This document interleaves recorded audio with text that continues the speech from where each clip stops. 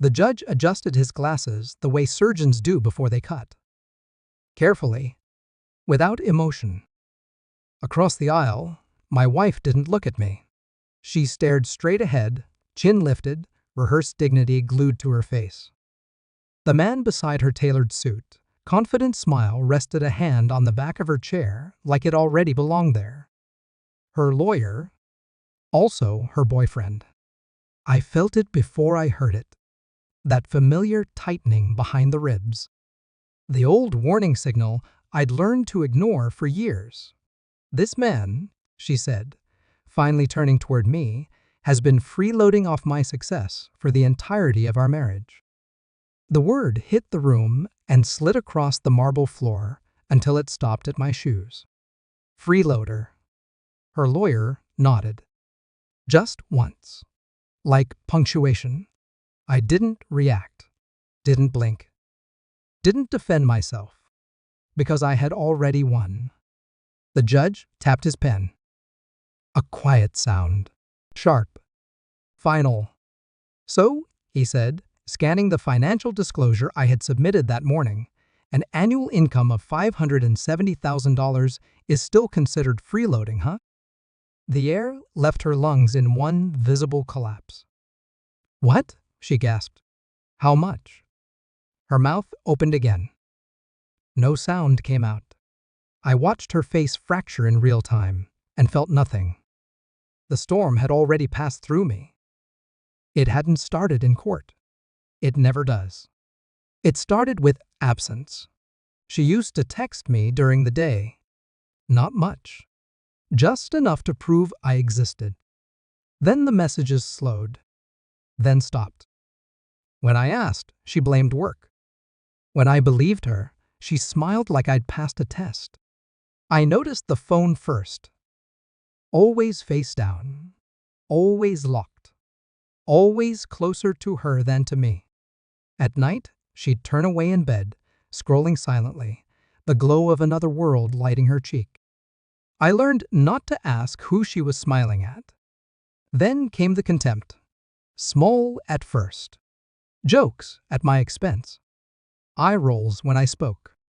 She started calling my consulting work a hobby. Told friends I was between things. Laughed when I corrected her. I paid the mortgage. I paid the school fees. I paid for the life she bragged about online, but she rewrote reality in public. The real betrayal wasn't the affair. It was the narrative. I found the hotel receipt folded into a blazer she hadn't worn in months. 2 toothbrushes listed on the invoice. I didn't confront her. I folded it back exactly as I found it.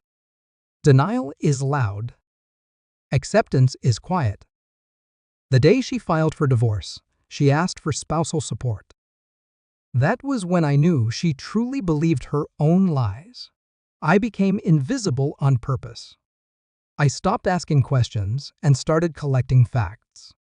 Phone records, calendar overlaps, expense reports that didn't match meetings. Her late nights aligned perfectly with his billing hours.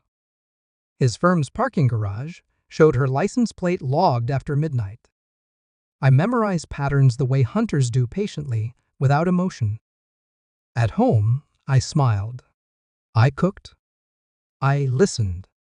She talked freely when she thought I was defeated. Called me dead weight to her sister. Said she was finally upgrading after the divorce. I washed dishes while she rehearsed a future that didn't include me. I didn't correct her. I moved money quietly. Not hiding it, documenting it. I restructured accounts, shifted assets into transparent trusts. Everything legal. Everything traceable. Everything devastating in the right hands. When she hired him as her attorney, I laughed alone in the car.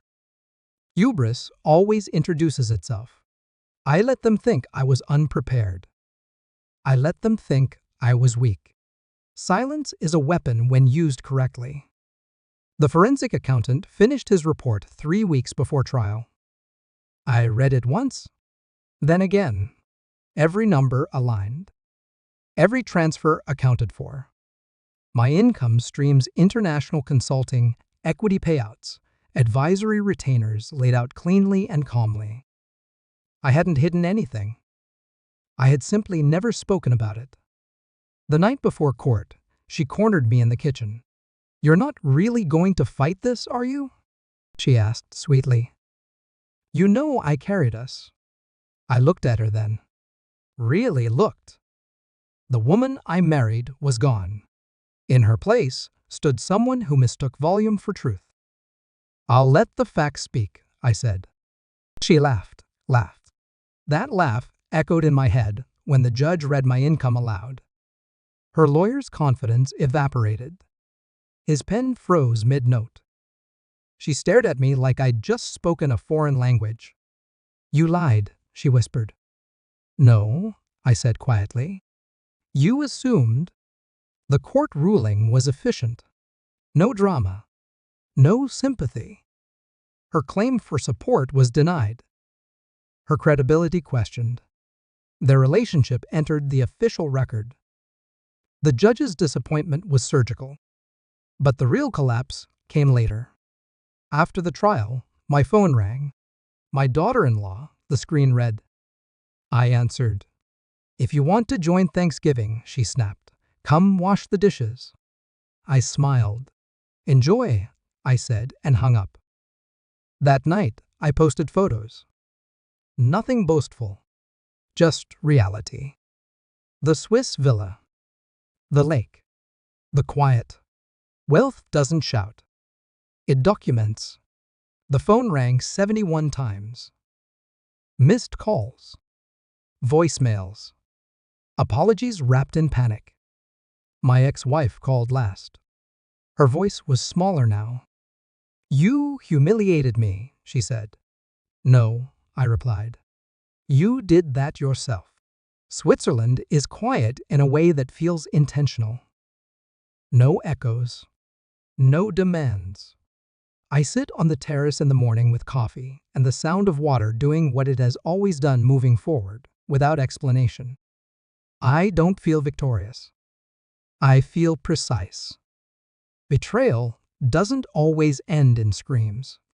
Sometimes it ends in clarity so sharp it cuts everything unnecessary away.